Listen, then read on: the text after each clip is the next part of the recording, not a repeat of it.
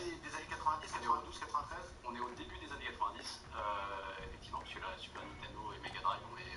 Alors la Super NES, elle sort au Japon en 90, mais l'histoire enfin, ils commencent à parler de faire un CD-ROM ensemble dès 1988. Et le problème, c'est qu'il va y avoir... Et d'ailleurs, c'est pour ça que Sony commence à faire des jeux vidéo, c'est pour s'entraîner.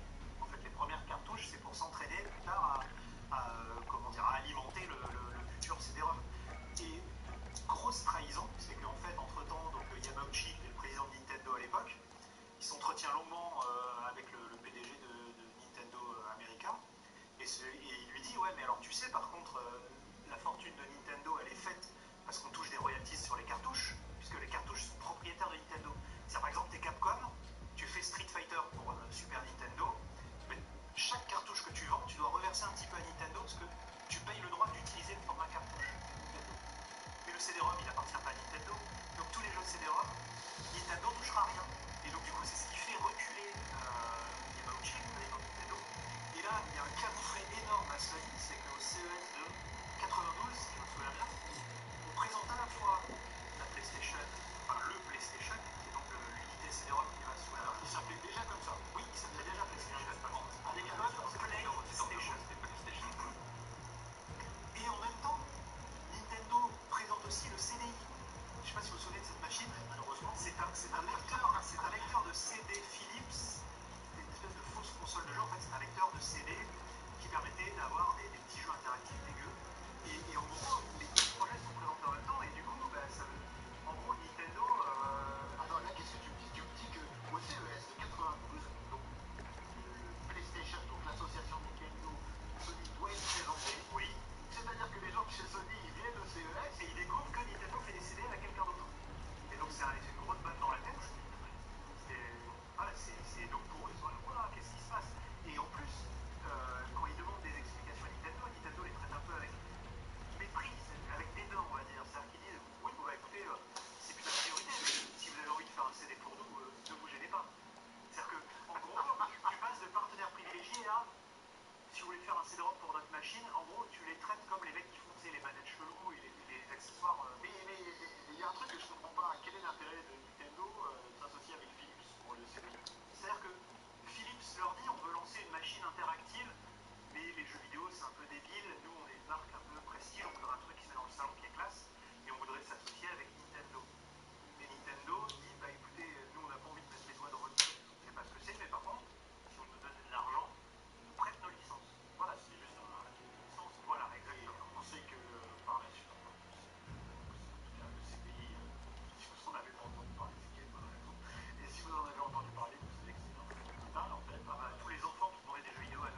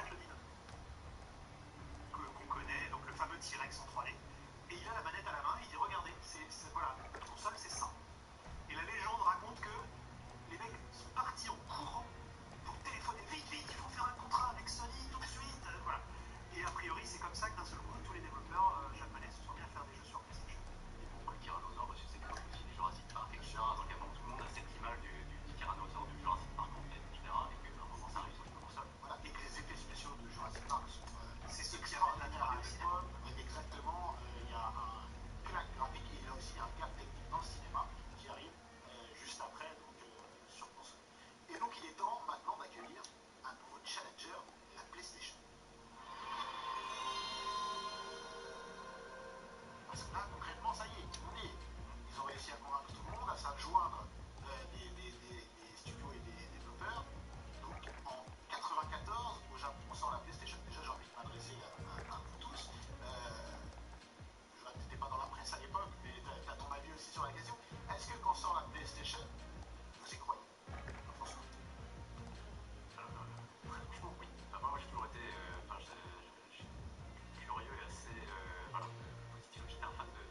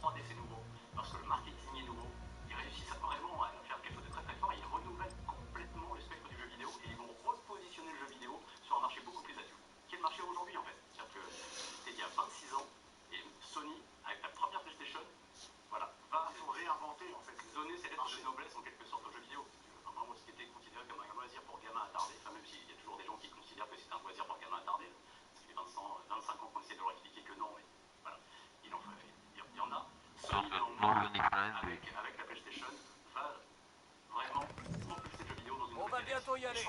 Profitez-en pour vous entraîner. L'objet high-tech,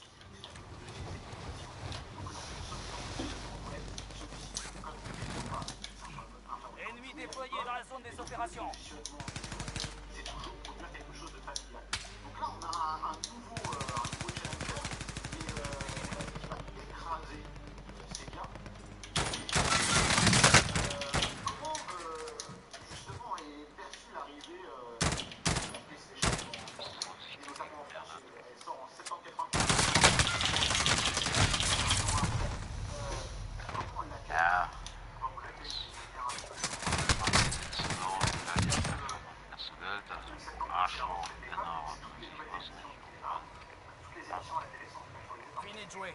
Ja, C'est l'heure de Warzone. Blödsinn, dann gibt's welche, die trillern vor sich her. So ein Scheiß, irgendwas.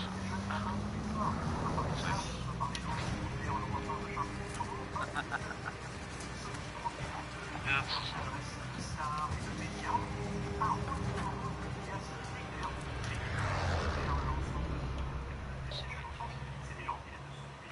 On devrait atterrir ici. C'est ça. Sécurisez plus d'argent que vos adversaires. Affirmatif. Oh, fliegen wir zu den Zombies.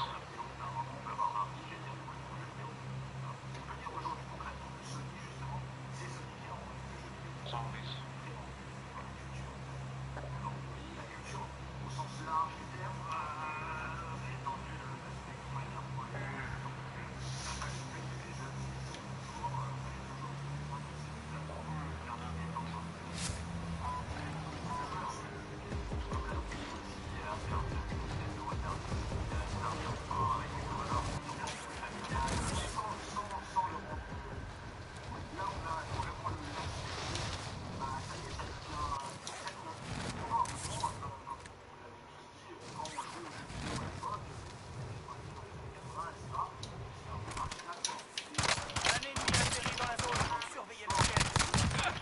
On devait rappeler.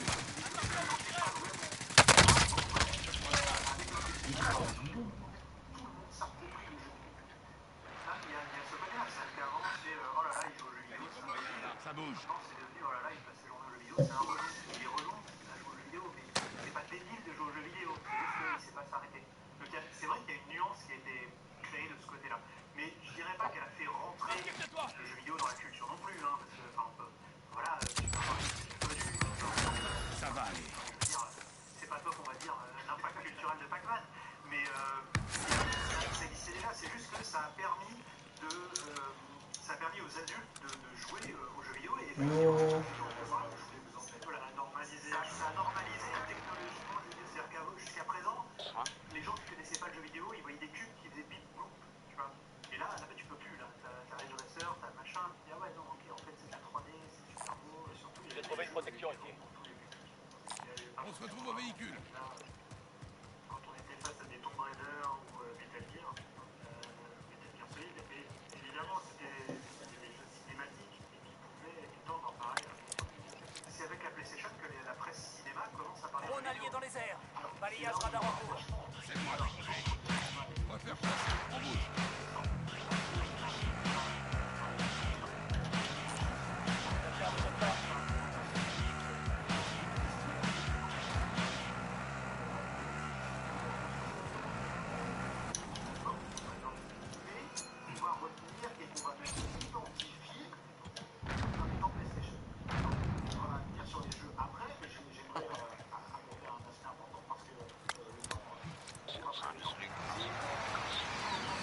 Oh, le gros bébé.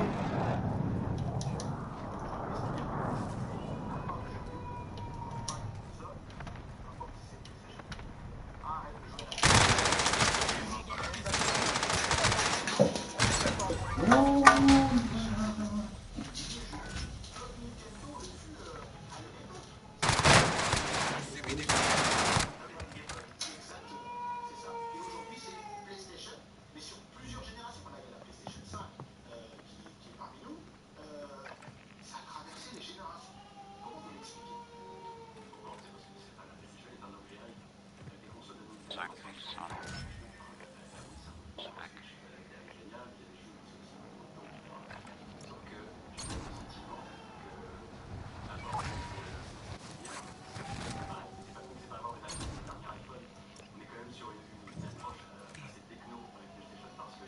Rendez-vous au point indiqué et sécurisez la zone. Marque technologie. Donc, ce qui est aujourd'hui, c'est cool d'avoir le dernier iPhone. Parce qu'en fait, c'est cool aussi d'avoir la PS5. C'est-à-dire que pour le lancement, tu évoques le lancement de la PS5, c'est super bécane. Pour le lancement, voilà, c'est pas spécialement beaucoup de jeux. Tu vois, hormis le Spider-Man, Miles Morales, etc. En fait, les jeux lancement sur la 4, qui est dispo sur la 4, mais qui a été conçu pour la 5. Non, moi, c'est l'un des rares jeux qui a été vraiment conçu pour la next gen. En fait, il n'y a pas de jeu. Alors, on dit que c'était le jeu qui fait. Mais sauf que c'est cool d'avoir la PS5. Déjà, parce qu'en termes de design, en termes de look. Drone allié dans les airs. Balayage radar en cours. Elle fait pas l'unanimité. Non, elle divise. Mais tant mieux, j'ai envie de dire. Parce que moi, je la trouve belle. Et puis, la manette, elle est aussi, la DualSense, et puis la DualSense, pour le coup, même technologiquement, elle apporte des choses. Donc, à un moment, on est toujours, tu vois, dans l'approche technologique Sony, c'est, on va pas faire l'histoire là, en 10 minutes, peut-être, les 26 ans, mais en tout cas, tu vois, le PSVR, la réalité virtuelle, c'est Sony, cette manette-là aussi, elle apporte quelque chose. Donc, voilà, il y a quand même des innovations aussi, en tout cas, Nintendo. Non, mais c'est important ce que tu dis, parce qu'on parlait du Walkman, la PlayStation 1 apporte le CD, la PlayStation 2 apporte le DVD, Oui, ça c'était. et la PlayStation 3 apporte le Blu-ray. Donc à chaque fois, il y a quelque chose en plus en fait. Ça devient des machines multimédia. C'est-à-dire que contrairement aux consoles Nintendo qui sont. Nintendo n'a jamais revendiqué autre chose. Ah non, Surtout Nintendo est extraordinaire dessus. Et voilà, ça fait justement quand il y a une famille qui l'achète, tu sais ce que tu achètes. PlayStation, ils ont très tôt, comme le disait Greg tout à l'heure, joué la carte du, on peut lire des CD, derrière on peut lire des DVD, on peut lire des Blu-ray derrière. Aujourd'hui, tu as Netflix qui est sur la PlayStation, qui est aussi sur la Xbox, sur la Xbox. Sony, aujourd'hui, il y a quand même aussi Xbox en face. Mais en tout cas, ce sont des machines qui sont multimédia. Ça ne fait pas, l'idée c'était pendant très longtemps, après il y a eu différentes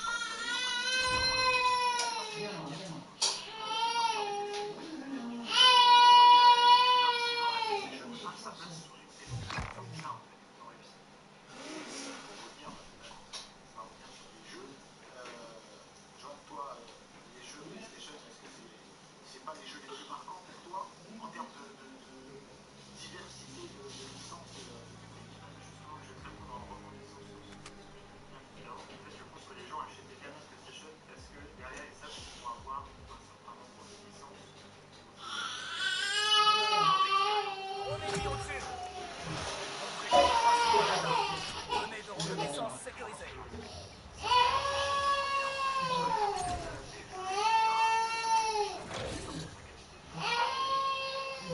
Préféré, attendre la sortie de la PlayStation. Et retrouver des jeux, des licences qu'ils avaient déjà eu sur Frappe à dispersion alliée en approche. je pense que certes c'est ce qui a fait découvrir la PS3, de faire le lien entre la PS4 et la PS5, mais ce sont des joueurs ont vécu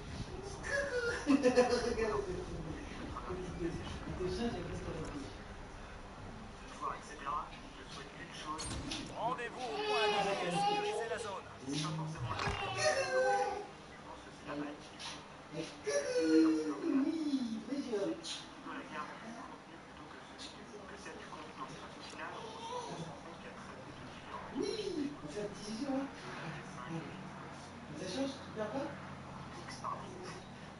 Voilà, je me trouvais, c'est X. Il y a également très peu de différences. Et qu'est-ce qui va faire la différence? C'est les studios derrière, c'est les jeux vidéo qu'on va fabriquer. Une fois qu'on est fan devant la télé, on joue à quoi?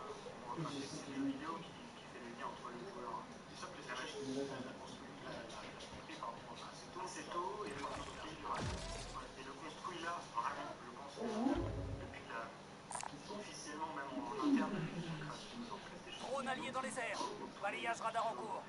Interne, on sent que là, ils ont vraiment compris que c'était qu'au final, comme tous les fabricants, vendront de moins en moins de hardware sur la durée, parce que le clavier numérique a subi un certain gap, et évidemment, c'est le jeu vidéo qui fera toute la différence. Oui, parce que là où, quand la PlayStation est arrivée, il y avait des claques monumentales techniquement, graphiquement, avec les 3D.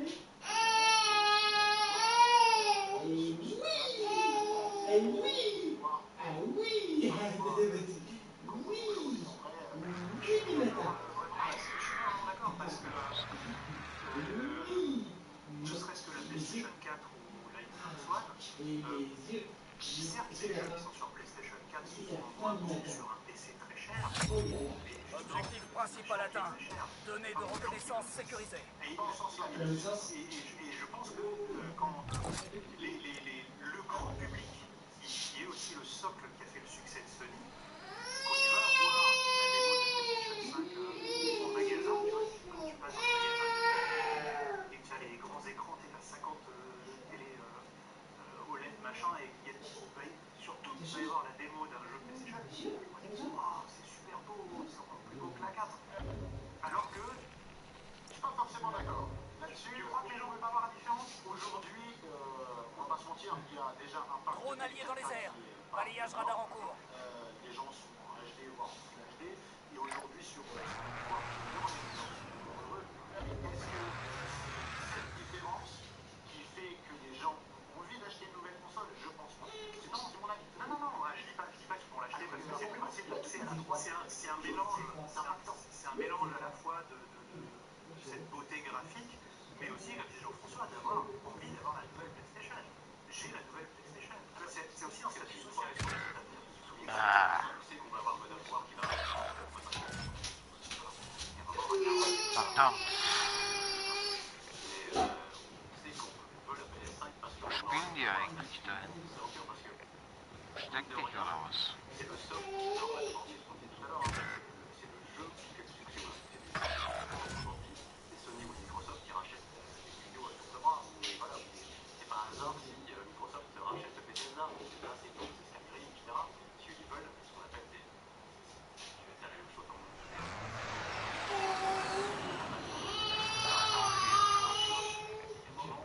tu peux jouer à God of War, tu peux jouer à Microsoft, tu peux jouer à Mario, le contenu original, c'est ce qui fait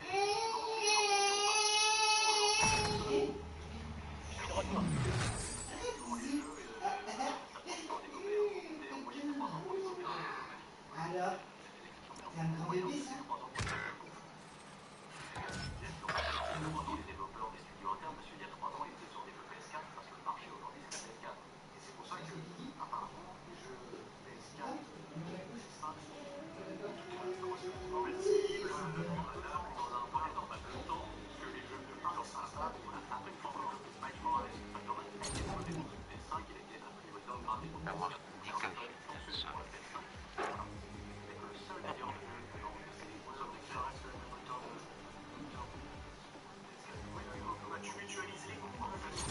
C'est des plus cher. Un ennemi atterrit dans la zone. Surveillez le ciel. on parlait des justement le la PS4 c'est la deuxième console on parlait voilà dans des consoles on parlait de la PlayStation 2 justement c'est ça en tout cas sur le top des consoles de salon pas les consoles portables sur le top 15 historiquement des consoles de salon dans les 5 premiers il y a 4 PlayStation on vient voir PlayStation 2 console la plus vendue de l'histoire des jeux vidéo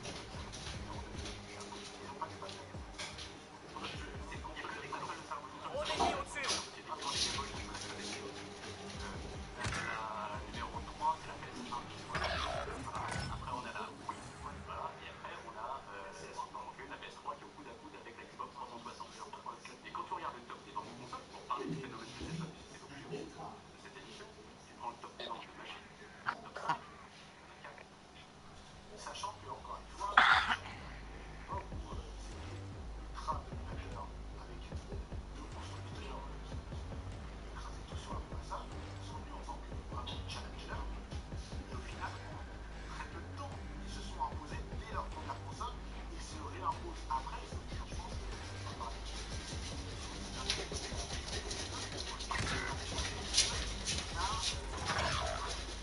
en fait, il y a une suprématie en fait. En fait, quand Atari réussit son coup de poker avec la PlayStation 1,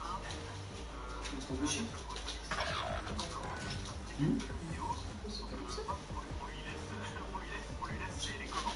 Et il dit voilà, la PlayStation 2, ça sera les motion engine, ça va être on va faire voilà. Les gens en ont marre que les cinématiques soient belles et que les jeux vidéo soient moches derrière, et on va faire des jeux aussi beaux que les cinématiques. La PlayStation 2, c'est un rêve. Jamais trouvé comme ça. C'est ça.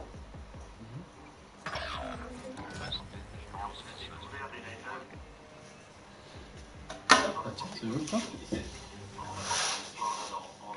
On va faire placer, on bouge. On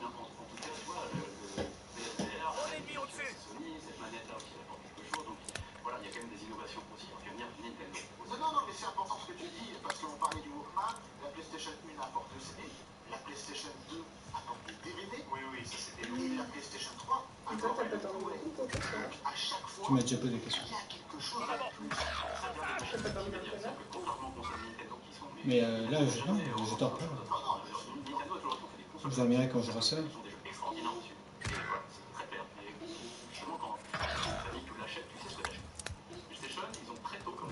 Comment je peux? Jouer la carte du, on peut lire des CD, derrière on peut lire des DVD, on peut lire des Blu-ray derrière. Aujourd'hui, t'as Netflix qui est sur la déjà, qui est aussi sur attention, poche, Sony, aujourd'hui, il y a quand même aussi Xbox en passe.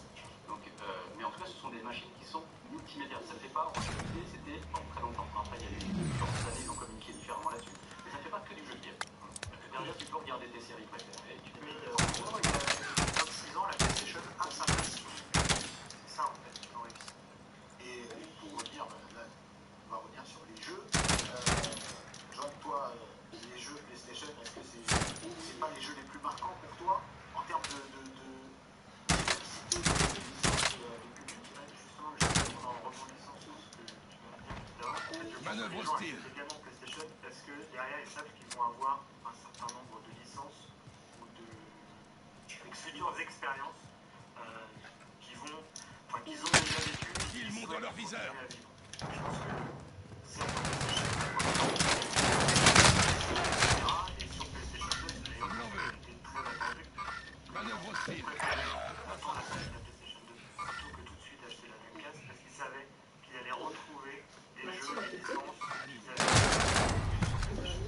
Je sais pas. Je pense que certes c'est Ah non, je le prenais. à la PS3 et c'est sans doute ce qui fait Mais il va péter faire le lien entre forcément. la PS4 C'est ici, ouais. C'est-à-dire que tout ce que les joueurs ont vécu, 120 millions de joueurs ont vécu à travers les jeux PlayStation, je parle de The Last of Us, de War, etc. Une chose, c'est de pouvoir continuer cette expérience sur PlayStation. Et c'est pas forcément la hype de l'objet, je pense que c'est la hype du contenu. Là d'ailleurs, c'est un peu là. C'est plutôt la guerre du contenu plutôt que celle du contenant. Parce qu'au final, on se rend compte qu'il y a très peu de différences. Ils montent dans leur viseur.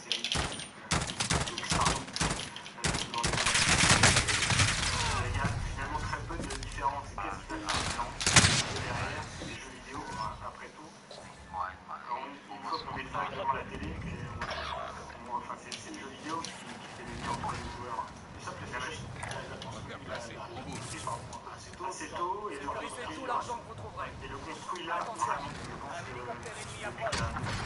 officiellement, même en interne, depuis la création de je regroupe tous les studios internes, on sent que là, ils ont vraiment compris que c'était leur avenir, qu'au final, Sony, comme tous les fabricants, vendent de moins en moins de hardware sur la durée, parce que le cloud gaming, la technologie, un certain gap, et évidemment, c'est le jeu vidéo qui fera tout la différence. Oui, parce que là où, quand la PlayStation 1 est arrivée, claque monumentale techniquement et graphiquement avec la 3D, évidemment, au fil du temps, ce gap s'est accumulé voire même parfois, comme on le voit aujourd'hui, en vrai.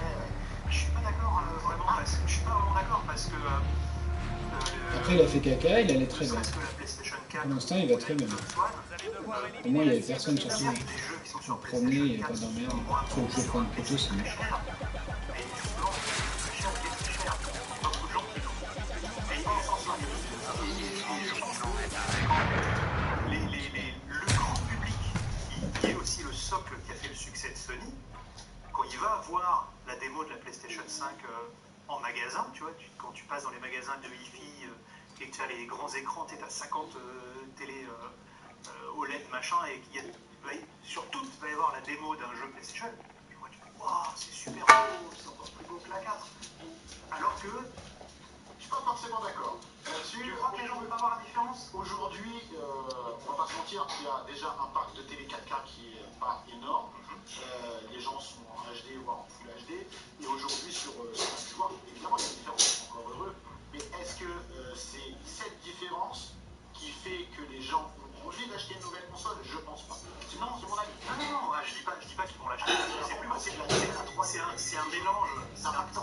mélange à la fois de cette beauté graphique, mais aussi, comme dit Jean-François, d'avoir envie d'avoir la nouvelle PlayStation. J'ai la nouvelle PlayStation. C'est aussi un statut sur les sortes d'avenir. Exactement. À un moment, on sait qu'on va avoir God of War qui va arriver. Alors, on va pas se mentir, on l'attend tous. Voilà. Et à un moment, Ragnarok, voilà, ça sera pas 2021, ça sera 2022.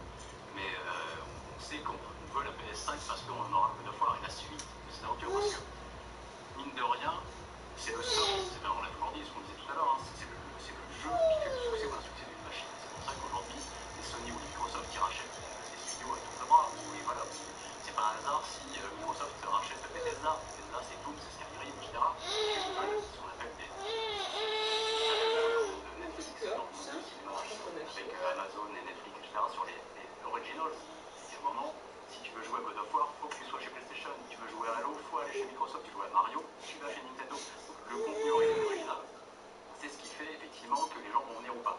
Pour le lancement de la console, c'est un moment particulier quand même, parce qu'effectivement les jeux, ça prend du temps à développer. Il faut compter en moyenne 3 ans pour développer un gros jeu, on va dire. Voilà. Il y a des exceptions, mais en moyenne c'est 3 ans pour développer un gros jeu. Et on sait bien qu'il par exemple, il y a 3 ans, les développeurs, il y a 3 ans, ils étaient sur des jeux PS4. Aujourd'hui, c'est la PS4. C'est pour ça que, apparemment, PS4, PS5, compatible,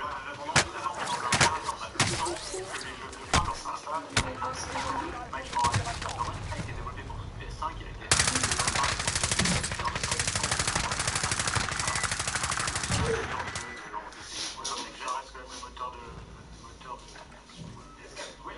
tu mutualises les coûts. C'est pas très cher, tu as reproché de se couper l'impact de 120 millions de joueurs. On parlait des 600 millions, je crois, la PS5,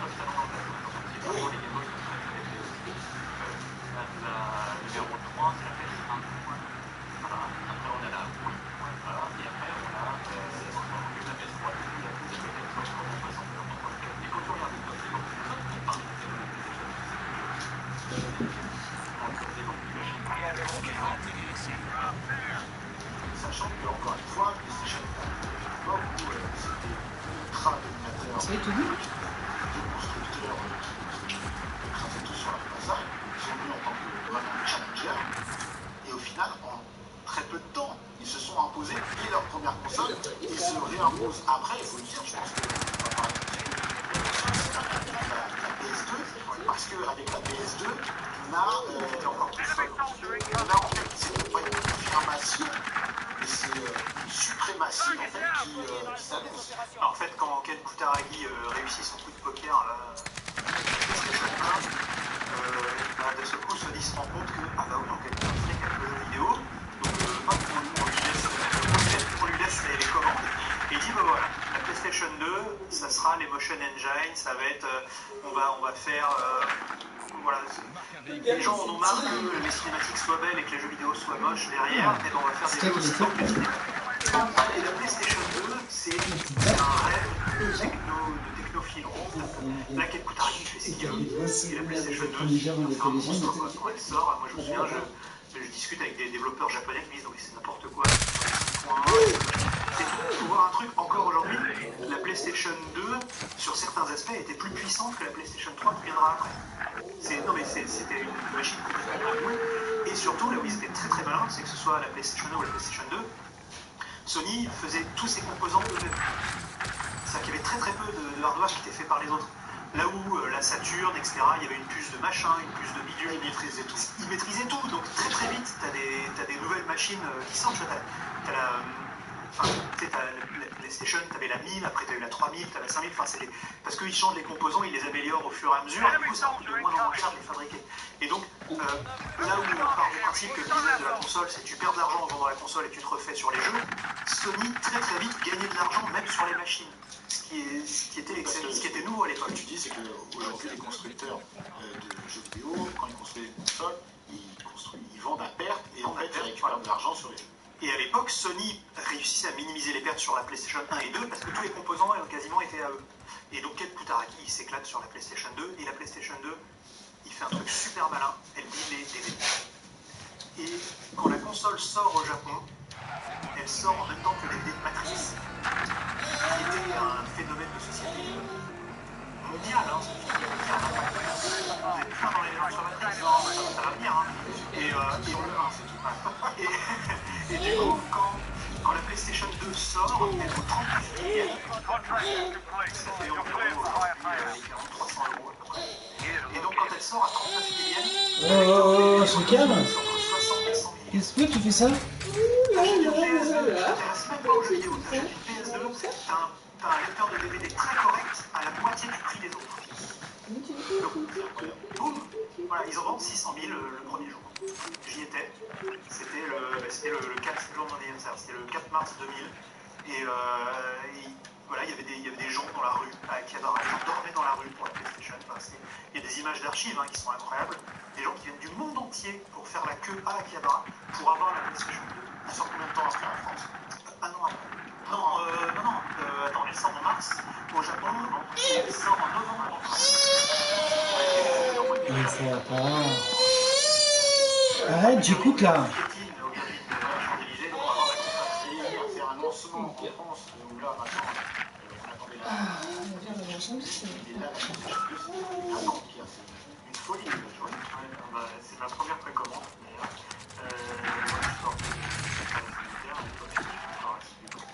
Et il y avait la case que j'avais pour les généraux de côté.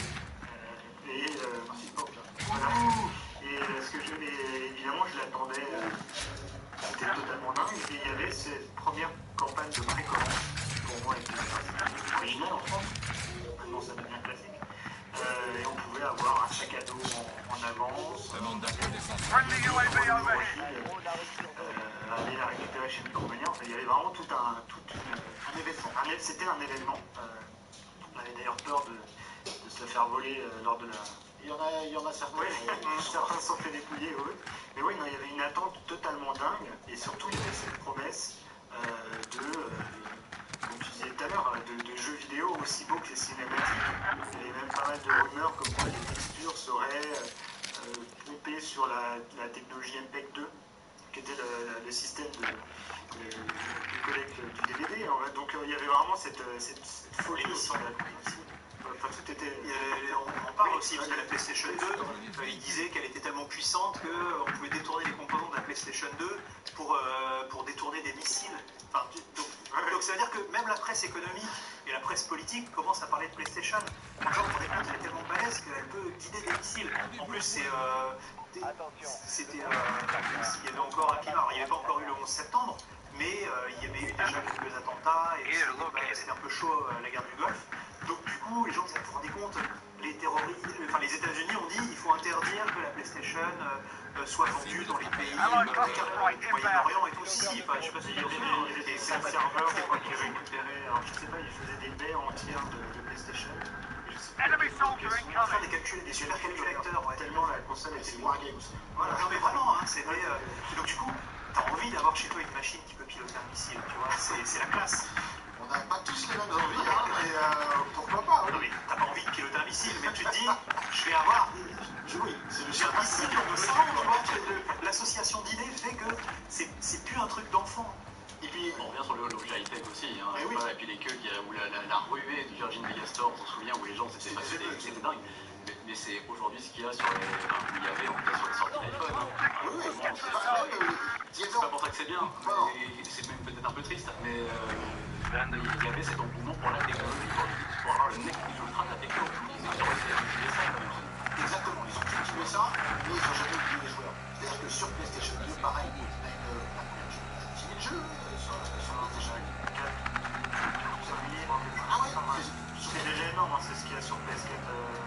Et sur PS1, il y a combien de jeux? Je crois qu'il y avait des jeux officiels, beaucoup de jeux copiés.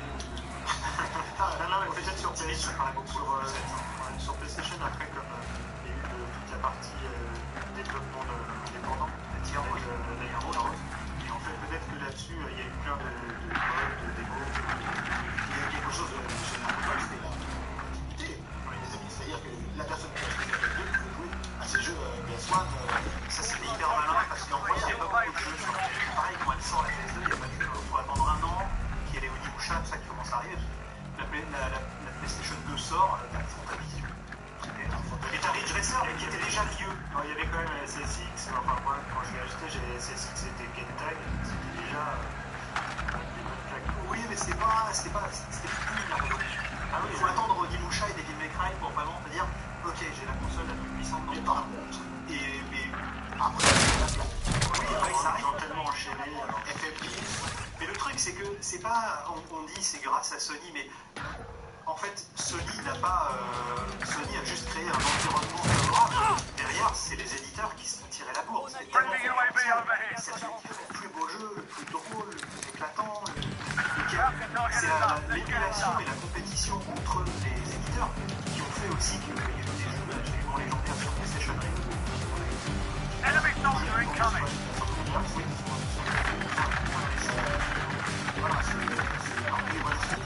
Voilà,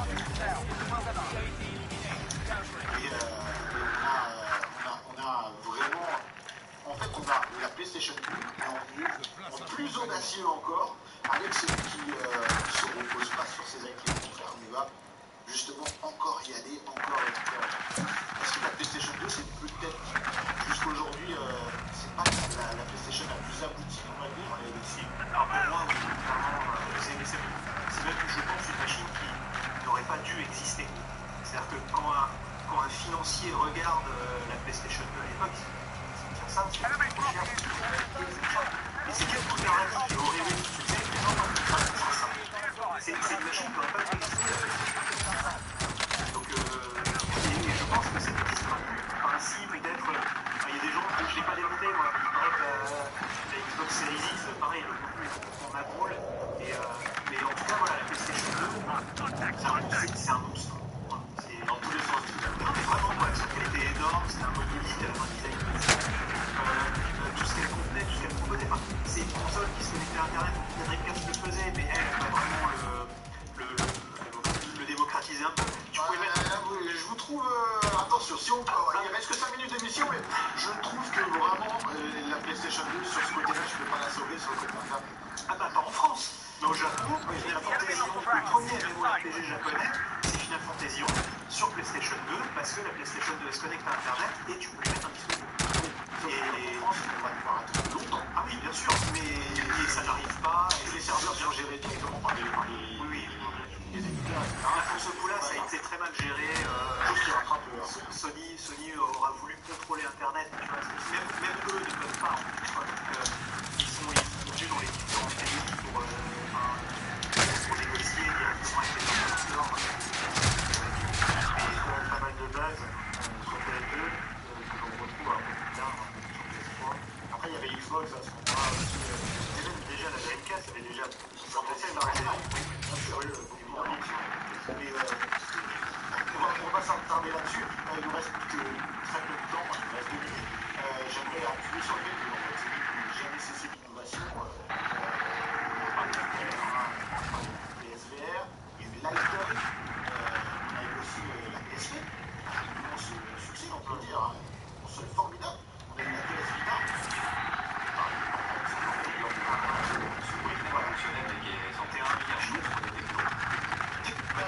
Peut-être un ensemble de la PSP, peut-être une console qui arrive un trop tôt. Trop tard. Oui, trop tard, mais trop tôt dans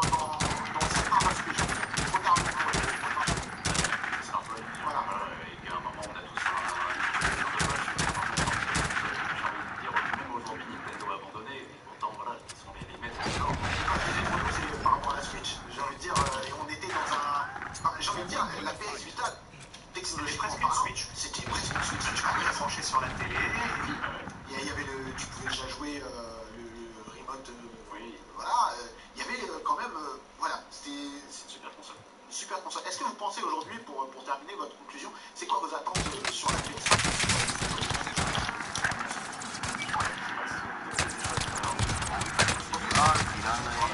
Probablement une des dernières consoles qui n'ont pas se diriger vers un mode de service. On est sur les dernières générations de consoles qui existent. Je pense que les consoles qui ont un travail à ce niveau-là, parce que justement, ils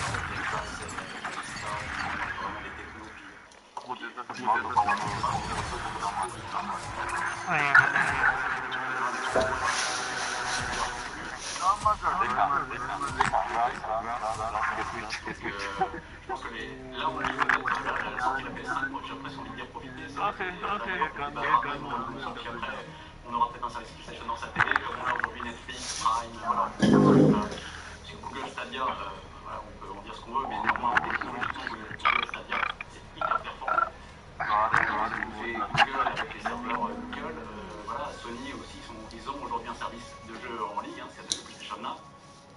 Voilà, donc, en tout cas, toutes ces technos, elles existent. Donc, je pense que, en tout cas, l'avenir n'est pas aux consoles. La conclusion de ce débat sur les consoles, c'est que je pense que l'avenir n'est pas à la machine, mais qu'elle est au service et au contenu. Parce que justement, on s'abonnera à un service PlayStation, à un service Xbox, etc., pour accéder aux jeux auxquels on souhaite jouer, tout comme on s'abonne à Netflix, à Prime, voilà, ou à d'autres services. J'ai envie de pleurer.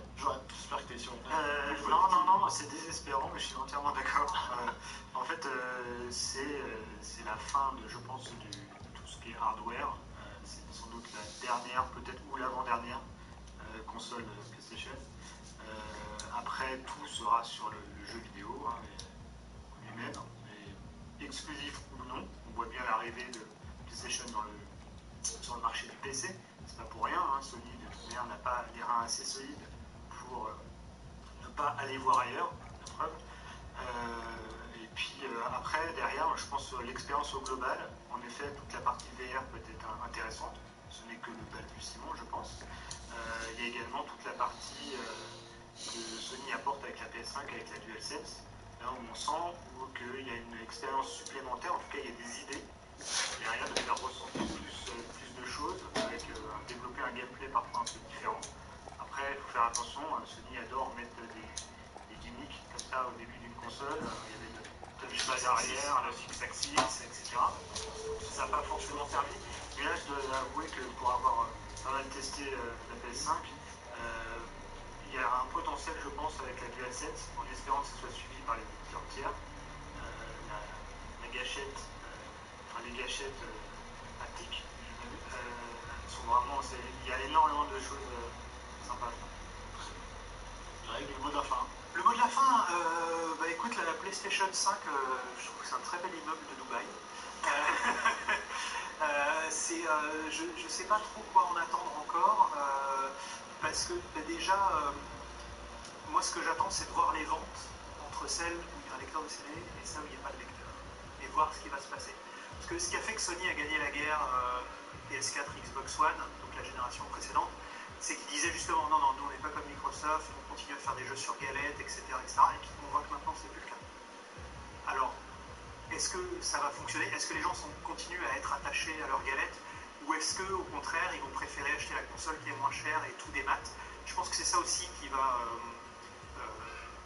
sceller, on va dire, l'avenir du jeu vidéo. Et c'est en regardant ces chiffres de vente-là que les gros bonnets de chez Sony vont prendre une décision pour la PlayStation 6. Et écoutez, l'avenir nous le dira, mais moi, tout ce que je sais, c'est qu'on a encore de belles heures devant nous avec nos consoles PlayStation. Et j'ai envie de dire, bienvenue à la PS5 et à très bientôt pour un nouvel épisode de Dans la légende.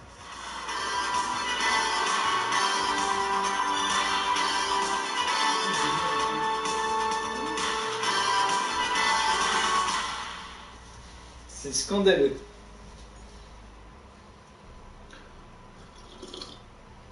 Bonjour à tous et bienvenue dans La Légende. Dans La Légende, c'est l'émission qui raconte et retrace l'histoire de vos émotions à travers le temps. Aujourd'hui, nous allons parler non pas d'une console, mais de plusieurs consoles qui ont marqué le temps et continuent à le faire. Nous allons parler des Xbox.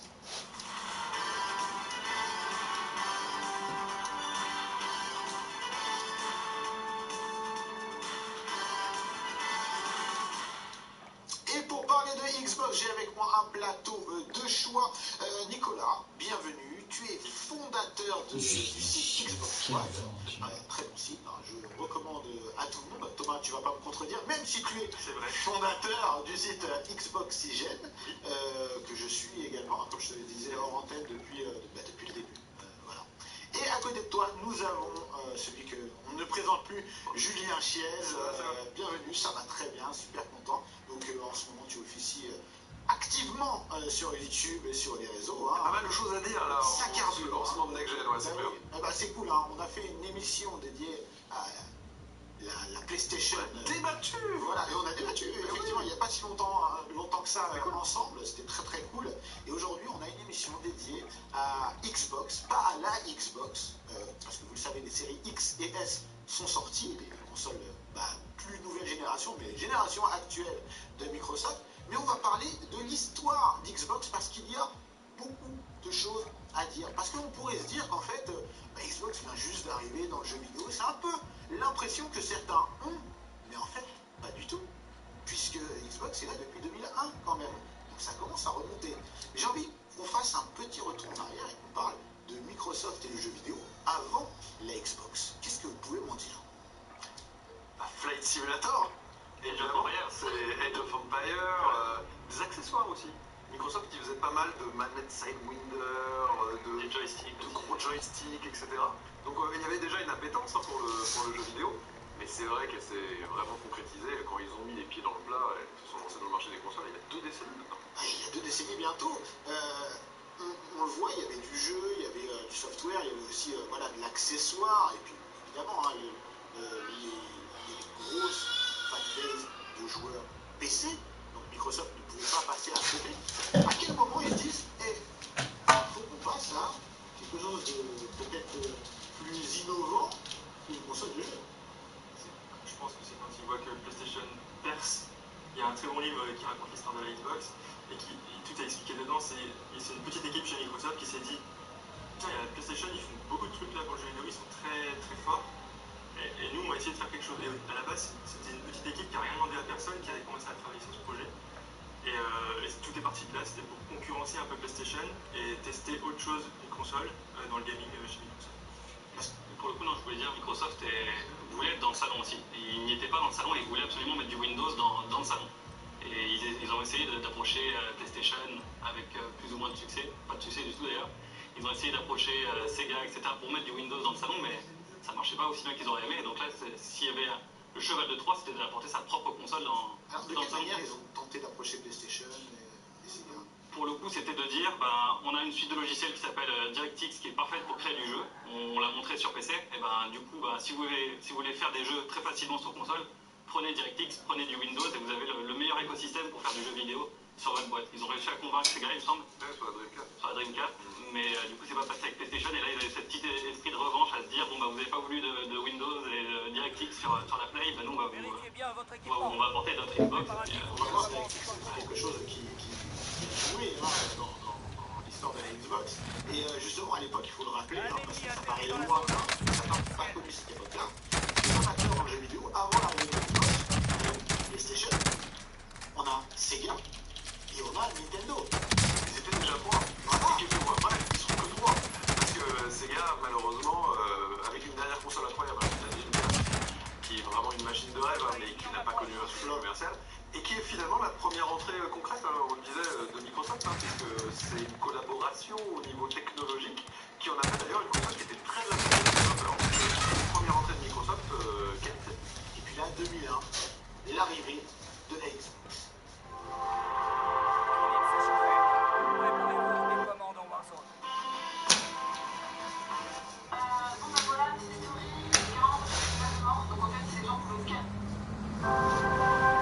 Alors là, on l'a dit, hein, on a un petit peu la jeunesse qui se fait l'avant Xbox, mais en 2001, on a quelque chose de concret qui est annoncé quelques temps avant à l'E3, il me semble, la Xbox. Il faut bien du nom.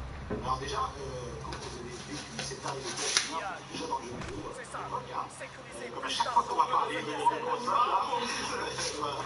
Donc, comment tu as vécu l'arrivée de la Xbox? Parce que c'est un nouvel acteur dans le jeu vidéo, à une période où on avait déjà eu un nouvel acteur en 94, là, en 2001, c'est assez rapproché en vrai. Hein. générations après. Bah, on sent quand même que le marché du jeu vidéo fait tourner un peu les yeux, parce qu'en termes de dollars, on franchit des barres astronomiques. C'est-à-dire que ça y est, c'est le moment où ça devient une industrie, où il y a des milliards de dollars en jeu. C'est pas étonnant de voir un Microsoft aujourd'hui, Google désormais, Amazon, etc., rentrer dans des business qui ne sont pas leur cœur de métier. Après, je trouve que c'est une machine qui était très américaine au début. Il suffit de voir un peu le lancement. C'est Bill Gates et The Rock, qui à l'époque était pas encore une grande star du cinéma, mais surtout un grand catcheur. C'est un peu la présentation initiale. C'est une belle bête, hein, quand même. Elle est assez mastoc. Il faut savoir qu'au Japon, la terre initiale du jeu vidéo, beaucoup de développeurs qui m'ont parlé, ça s'appelle la table basse. Elle était gigantesque pour eux, en tout cas.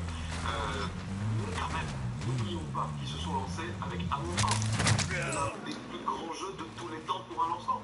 Et c'est Halo Combat Evolve qui a révolutionné, je trouve, le FPS, les jeux de tir à la première personne, etc. Parce que c'était pas qu'un jeu guerrier, c'était un jeu, à mon sens, qui avait une aventure, une ambiance, des musiques orchestrales, Je voulais en parler un petit peu plus tard, mais parlons-en. Non, mais tu dis, ils arrivent avec Halo qui est le porte-étendard. Ah oui. Pour moi, c'est un peu les chevaliers, mais du futur. Ils ont leur armure, etc. Je parlais de la musique, mais il y a eu aussi le multijoueur. Vous pouvez jouer en écran splitté, c'est-à-dire chacun voit une partie de son écran à deux. C'est une blague, putain. Ce qui dans la voit plus, très très rare désormais. Ouais, c'est bien dommage d'ailleurs. C'était épique, c'était magnifique. C'était l'un des plus beaux jeux de cette période-là. De loin, il était avant-gardiste. C'était la claque. C'était la claque. Mes potes se foutaient de ma gueule parce que je regardais leur terre, je leur disais regardez l'herbe, on dirait de la vraie herbe. C'était incroyable. Et on faisait des LAN aussi, surtout. On était avec des potes, on branchait plusieurs consoles, plusieurs télés. C'était la folie, c'était le futur. Ouais. Et donc ils mettaient tout le monde d'accord pour le coup, parce que moi j'avais une GameCube à l'époque, j'avais pas d'Xbox encore, moi je suis arrivé un peu plus tard. Et puis quand on a une PlayStation ou une GameCube, le pote qui arrivait qui parlait de Halo, on se dit on est en train de rater un truc en fait, parce qu'on n'a pas la Xbox, on n'a pas le jeu.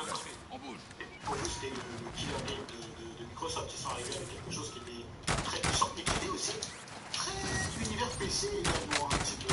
Alors, la Mac. Parce que c'est très intéressant de voir que des années plus tard, aujourd'hui, on va parler de PC, on va parler d'exclusivité, qui sont très importants dans l'écosystème de console. Et bien ce Halo, la toute première fois où il a été montré sur Mac. C'était à une licence Apple. Et en fait, je pense que chez les parents, ce jeu-là, développé aux États-Unis, ils ont racheté le studio qui s'appelle Bungie, et pour en faire leur exclusivité, et ils ont, mais très bien fait. En termes de rachat, je me permets de rebondir, mais c'était ouf ce qu'ils faisaient déjà à l'époque, parce que tu parles de Bungie, quelques mois plus tard, il y avait le rachat de Rare, pour le coup. Et moi j'étais, j'étais joueur Nintendo, je venais d'acheter ma GameCube, 4 mois plus tard on m'explique qu'en fait tous les jeux auxquels je voulais jouer sur GameCube, parce que j'adorais la Nintendo 64, ils sont pas sur GameCube, ils sont sur Xbox. Alors Rare, on le rappelle, c'est GoldenEye, c'est Banjo-Kazooie, c'est vraiment des jeux cultes, mais dans un univers vraiment Nintendo pour le coup. Donc c'est déjà le coup de Microsoft à l'époque, on a vu ça récemment, qui rachète des studios pour se les approprier et faire des licences. Mais en fait, c'est le jeu, entre guillemets, au sens large.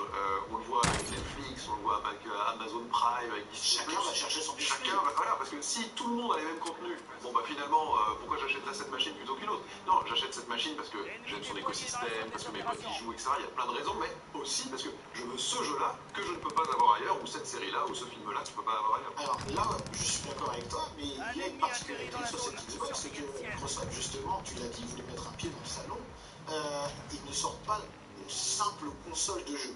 C'est un monstre technologique qui sort avec la Xbox. On a pour la première fois un disque dur, voilà, on a de l'HD, alors pas, je crois pas en Europe, 720p, je crois. 720p en YQV, si je dis pas de bêtises, mais qui est bridé en Europe, je crois, parce qu'on n'avait pas un parc de téléviseurs installé.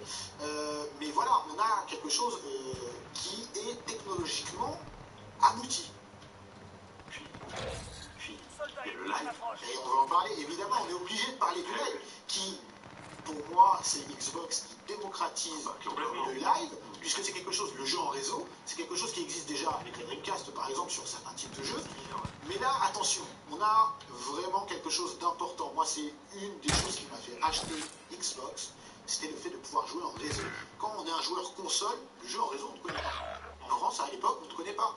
On voit les joueurs PC, vous pouvez me contredire si c'est le cas, on voit les joueurs PC qui jouent en réseau, on ne comprend pas forcément en fait. Parce que nous, on n'a pas cette appétence, on n'a pas cet écosystème. Et là, on a Microsoft qui nous propose une console de jouer en réseau. Est-ce que c'était pour toi, Julien, la plus grosse feature, justement, la plus grosse innovation apportée par Xbox? En innovation technologique, au-delà des graphismes qui étaient quand même clairement en avance sur ce que la concurrence proposait à ce moment-là, oui, indéniablement, et je me rappelle de parties de dingue. Par exemple, même sur des genres de jeux qui ne sont pas mes préférés, par exemple, tu vois, les simulations de moto, bof. Là, il y avait un MotoGP. Bien sûr. Et bah, j'y ai joué je sais pas combien d'heures, parce que là, bah, les concurrents sur la piste, pour la première fois, c'était mes potes, mais je pouvais parler avec le casque, on pouvait déformer sa voix. Oui, j'adorais. C'était extraordinaire, et c'était complètement nouveau, ça paraît super dingue, ce qu'on est en train de dire. En 2001-2002, bah, c'était dur. C'est clair. Vous, le live, c'est quelque chose qui vous a marqué? Ouais, bah, sur le Mugello, tout le monde au bout de la piste, et c'était complètement fou. Il était donné en démo, je crois, gratuitement, avec et c'était la première fois où, ouais, pareil, moi, c'était le premier jeu, Rainbow Six Black Arrow, par exemple. C'est la première fois que je pleurais de rire en ligne avec des potes parce que c'était on a mis à prendre des Un ennemi atterri dans la zone. c'était la folie, c'était la convivialité. Déjà, tu es dans ton salon, c'est déjà bien dans ton canapé, t'as un bel écran. Donc c'est pas encore pareil que le PC. C'est déjà bien chez toi et en plus t'as des potes en ligne, donc c'était vraiment une expérience. En plus, sur PC, c'était galère, quoi. Il fallait un logiciel pour communiquer, il fallait prendre son frère de même, on l'installe, etc. Oui, il n'y avait pas cette convivialité qu'on pouvait avoir en branchant. Là, tu branchais ta console, c'était direct. Moi, vraiment, c'est quelque chose qui... On va en parler après avec la 360 parce que Microsoft a vraiment frappé fort avec le Xbox Live qui par la suite. Et pourtant, là, on n'a que de bons souvenirs de la Xbox. Quand la sortie, c'est un peu compliqué. Elle sort à un prix. Déjà, elle est décalée en France, la sortie. Elle sort dans un contexte extrêmement difficile. Elle sort en 2001, en novembre, il me semble. Juste après en septembre. Les gens sont vraiment dans... Même s'ils ont envie de sortir de quelque chose, c'est encore très proche dans l'émotion. C'est compliqué en ce moment. C'est compliqué et on verra quelques années après en termes de vie au niveau des chiffres de vente internationaux. Ça va, Coco? Ce que je disais tout à l'heure, c'est que c'est une console qui a surtout performé aux États-Unis. Une console très américaine, plus de la moitié des ventes se font sur le territoire national. Au Japon, pire que marginal, hein, c'est quasiment pas. Et en Europe, pour un lancement de première console, c'est pas si mal que ça, mais clairement, oui, c'est un peu ça, parce que les PlayStation, On est quand même la queue, enfin, moi je faisais la queue pour la première Xbox, c'était ma première console de salon et je jouais chez des potes. J'étais à mon champ, je faisais la queue, il y avait 5-6 à la queue tout. Par contre, ce qui a changé la donne et qui a pas trop avec moi, c'est qu'ils ont baissé le prix parce qu'elle est sortie en France à 459, c'était énorme. À l'époque, tout le monde était scandalisé. Aujourd'hui ça paraît anecdotique, mais à l'époque c'était gros. Un mois après elle a baissé, ils sont alignés sur PlayStation, 299, je crois, 300 €. Et ils vont faire des jeux à ceux qui l'avaient acheté à vous, parce qu'ils ont passé un peu la campagne. En 4 mois, c'est pour dire qu'il y a un peu de... On l'a dit en septembre aux États-Unis, mais elle sort aussi après la PS2 en France. Donc PlayStation a vraiment installé leur parc de consoles très important avec la première PlayStation. Ils ont aussi gagné une identité, chose que Microsoft va devoir construire. Et là, ils sortent après la PlayStation. Parce que ça lui a joué du tort. Plus d'un an après, à 179 € en plus de la PlayStation, il fallait arriver avec de vrais arguments. Et pour le coup, les arguments au départ, ils n'étaient pas forcément là. Il y avait Halo, mais ça justifie de payer si cher et tant de temps après la sortie, c'est compliqué. Ouais. C'était un peu pour montrer, on est là, on est sérieux. On est là, on est sérieux, on a une machine solide. C'était nul. C'est quand ils après. Ils ont dédié une manette de tous les siècles, plus petite. Alors par la suite, après, ils l'ont Par la sorti suite, de près. mais on voit qu'ils investissent, ils n'étaient pas là pour rigoler et sortir un jouet. Ils ont appris, en fait. Et je trouve que c'est quelque chose qu'on va retrouver vraiment dans l'histoire des Xbox au fur et à mesure. C'est que Microsoft, ils apprennent. Enfin, je veux dire, comme tout humain, on peut faire des erreurs. Il n'y a que quand on est débile qu'on refait toujours la même erreur. Ils ne l'ont pas refait. Et ça, c'est plutôt à mettre à leur crédit. Et on parle beaucoup de Halo, mais alors moi, il y a un jeu exclusif, enfin temporaire, mais qui technologiquement était le seul à s'épanouir sur Xbox, c'est Splinter Cell. Ah, Splinter Cell, c'était la claque sur Xbox, et quand il est sorti un peu plus tard sur les autres consoles, il était coupé, tronçonné, il y avait tant de chargement, et c'est là aussi on pouvait se rendre compte de la supériorité technologique de la Xbox à cette époque. J'ai un peu pas très fort. Et Splinter Cell, c'est très important parce que ne serait-ce que dans le code couleur de sa ficheur, noir et vert, et moi, c'est un jeu un peu particulier, Splinter Cell, parce que je salue les amis de Game One. C'est la première fois où j'ai fait une émission sur Game One, c'était sur Splinter Cell avec Johan et Yannick, paix à son âme. Donc vraiment, c'est un souvenir particulier. Mais c'est vrai que c'est quelque chose qui a marqué, qui a été longtemps de l'identité de Xbox. Et puis de toute façon, si on voulait jouer à Splinter Cell, vraiment c'était sur Xbox, il n'y a pas photo. Quel a été l'accueil du public justement à la sortie Ils viennent vers quelle heure? 10h, 11h? La console en elle-même, oui, la console. Hein? Ils viennent vers 10h, 11h qu'on ait le temps de... Oh non, c'est trop tard. Non, c'est trop tard. Moi, je serai pas là. C'est trop tard, j'aime pas à 4h le dimanche ou le samedi. Non, c'est pas Il y a eu des partenariats aussi avec Sega qui ont permis d'avoir plein de choses très ah, d'accord. mais qui étaient géniaux. Je vois le genre. Il y a eu qui est arrivé après en remasterisé, etc. Enfin, il y a eu beaucoup de jeux Sega, mais c'est vrai que Sega était aussi à une période un peu complexe. Bref, ça n'a pas été le rouleau compresseur en termes de volume de vente de concurrents. Mais je pense que c'était une entrée en matière qui était techniquement très réussie. À l'époque, on était méfiant aussi de Microsoft. Pour le coup, c'était le grand méchant Microsoft, géant du logiciel, qui arrivait dans le jeu vidéo et les dollars. C'était une menace un peu. Oui, une chose qu'on n'a pas eu le même ressenti avec Sony et avec PlayStation, justement. Peut-être parce que aussi c'était un constructeur japonais, et là on avait aussi le réflexe un peu binaire. C'est-à-dire, ah non, c'est les Américains contre le reste du monde, voilà, c'était un petit peu cette idée-là. Ils venaient faire du jeu vidéo pour faire de l'argent, c'était ça. Et puis quand même, quand on allumait la console, la première Xbox, il y avait une espèce d'animation verte qui faisait du bruit et tout. Et je me rappelle parce qu'on l'avait fait en interview à l'époque dans le Joypad, et le responsable de Xbox avait dit oui, c'est pour illustrer comme une puissance nucléaire, des trucs. Et en fait, pour notre regard, nous européens et le machin, on disait waouh, mais c'est pas super cool en fait. C'est ok, on sent la puissance, mais ce truc là, je pense, voilà, ils ont appris, ils ont un peu calmé le jeu sur ce côté, on sent les puces, là, on est américain et tout. Je pense que ça leur a fait du bien. Et puis voilà, on va dire, c'était techniquement parlant, je pense qu'ils voulaient aussi asseoir quelque chose. Parce que Microsoft était reconnu plein de choses à côté, et ils se sont dit, on va arriver avec une console voilà, qui pose des bases. Et des bases qui vont être assez rapides, hein, puisque là, on va parler maintenant de la relève ou de la confirmation, j'ai envie de dire, c'est la Xbox 360. Alors, on est de retour à plateau, on était pendant le jingle déjà en train de dire ah voilà, on a fêté son anniversaire, etc. La 360, je pense que je ne m'avance pas pour dire que c'est une console qui a vraiment marqué les joueurs, puis elle est restée. Elle est dans la légende, il n'y a pas eu de débat. Elle est dans la légende. Elle est dans la légende. Moi, je l'indéniablement. Je suis d'accord.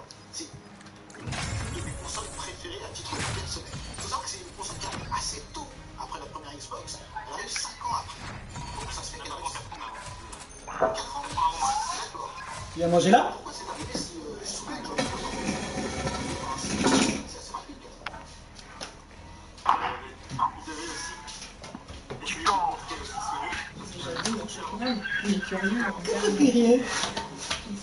Kirieto.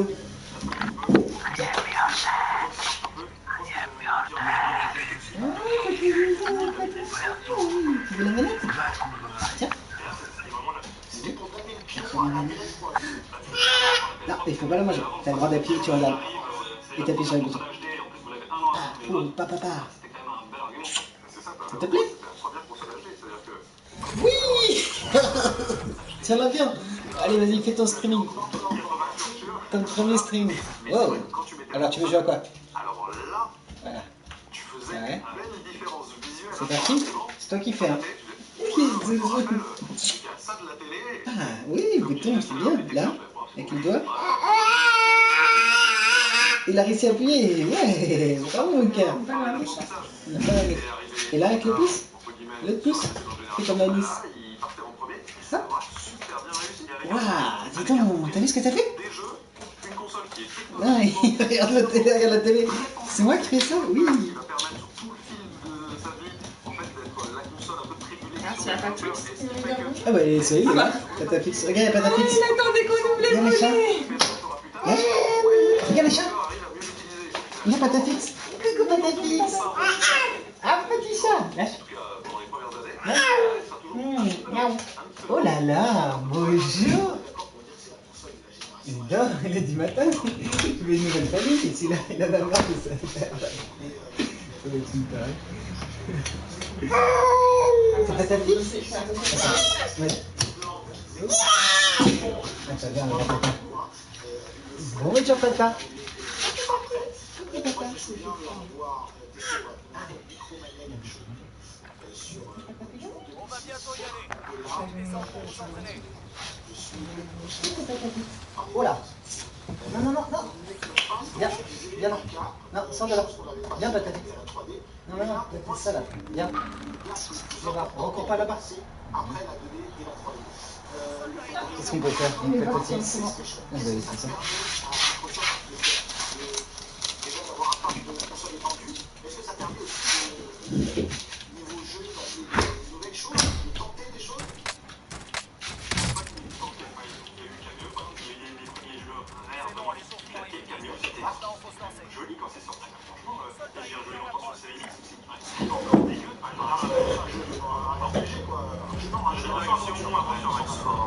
Bref, c'est pas encore dégueulasse. Et surtout, je pense que ça leur a permis que quand Sony est sorti, ils ont pu baisser le prix et du coup encore faire une seconde fois mal entre guillemets. Déjà ils étaient avant, ils sont sortis technologiquement bien. Ils avaient des jeux de lancement déjà, il y avait par exemple le Vicky Dog qui est sorti au lancement. Qui était avec des effets de fumée, je sais pas si vous vous rappelez, les effets de fumée à l'époque, on était scotché là-dessus parce que c'était impressionnant quand on avait une grenade fumigène. Je me suis dit, non mais attends, on peut vraiment aller dans la fumée, c'est dingue quoi. Ah, et ça, et du coup après, PlayStation est arrivé, Xbox est arrivé. Sur le long terme, au final, les consoles sont vendues à peu près pareil. Alors, c'était à peine d'arriver dans le jeu vidéo, quoi. Et puis, il y a aussi la continuité en termes de licence forte. On a vu Halo pour la première Xbox, on a Gears of War aussi qui va arriver. La claque, quelle porte-étendard.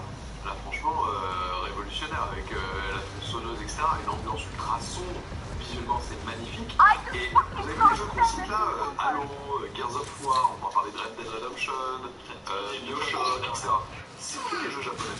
Et en fait, on arrive à un moment de l'histoire du jeu vidéo où je trouve, par le passé, les meilleurs jeux, plus, c'est très très japonais, mais non pas que des. Et là, avec la 360, on voit vraiment la prise de pouvoir presque du jeu occidentaux. Et Call of Duty a été une espèce de train énorme et la communication sur la 360. Et c'est là où vraiment une boîte américaine qui s'associe avec des gros studios américains qui sont en train de prendre vraiment la main sur l'industrie du jeu vidéo. Cette synergie, elle a réussi à... 8. Il y en a combien? 8, parce que là, il y a la moitié, je pense. Énorme à la base. Bah, on a Tu comprenais pas trop.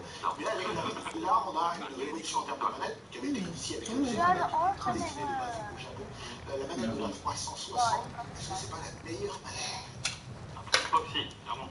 Pour l'époque, il n'y avait pas mieux. Après, maintenant, avec le recul, maintenant, on a la manette de série qui est nettement meilleure, on peut dire, mais à l'époque, la manette de 360, c'était dingue. C'est ça qui doit imposer un standard. C'est ça, parce que la manette de la série X, pour moi, il y a une évolution de la manette de la 360.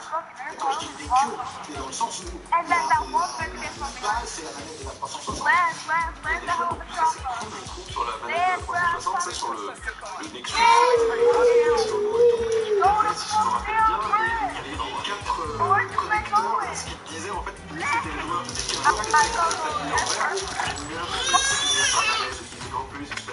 Puis elle tenait bien en main. Enfin oui, alors là, entre la grosse manette, on n'a pas parlé, mais c'est une des choses qui a fait aussi que certains joueurs initialement sur la première Xbox. Et là, c'est totalement réglé. La manette est nickel sur la 360. Et je trouve que Code Couleur, alors désolé, mais moi ça me rappelait tellement la Super Nintendo que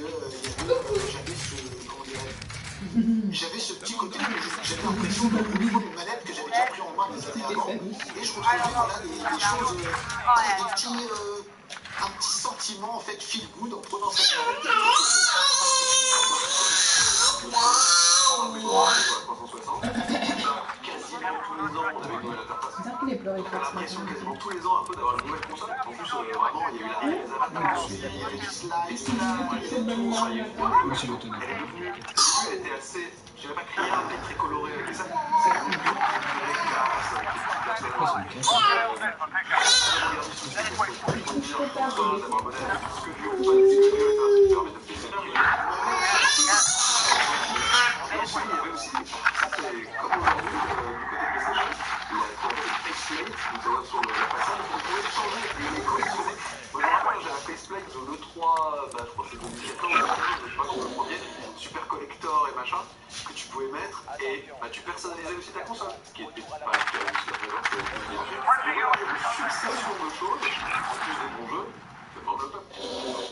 Que demande le peuple? Mais le peuple demande encore plus de HD. Là, on va rentrer dans un point que Microsoft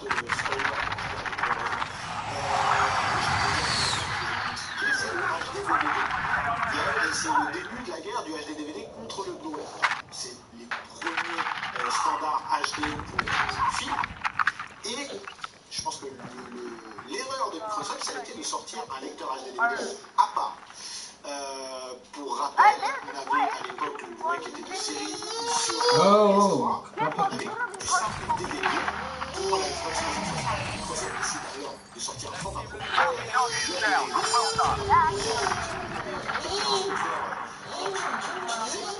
on a Microsoft qui est en avance par rapport au Blu-ray en termes d'encodage, puisqu'ils sont propriétaires du codec VC1, si je ne dis pas de bêtises, qui est qualité vraiment supérieure à cette JPEG qui est utilisée pour le Blu-ray. Et donc, on a donc des films qui sont impressionnants en HD DVD, techniquement parlant, qui sont à couper le souffle, et à côté on a des Blu-ray qui sont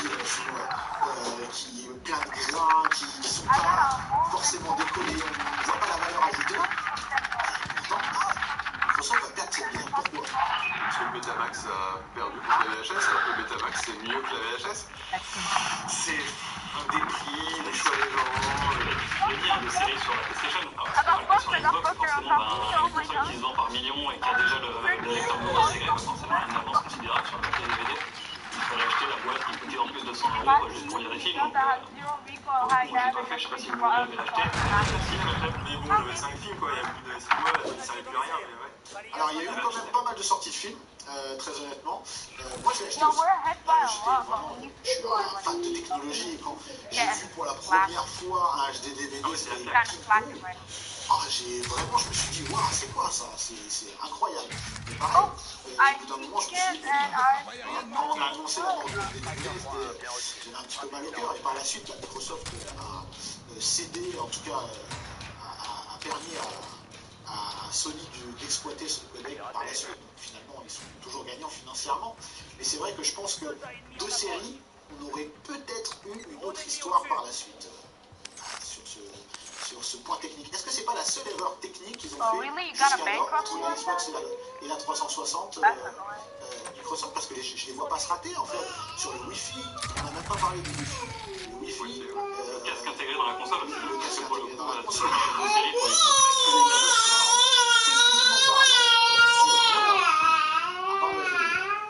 c'était un peu la guerre. Enfin, je pense que c'était peut-être aussi stratégique pour essayer de contrer Sony, parce qu'il y avait deux groupes,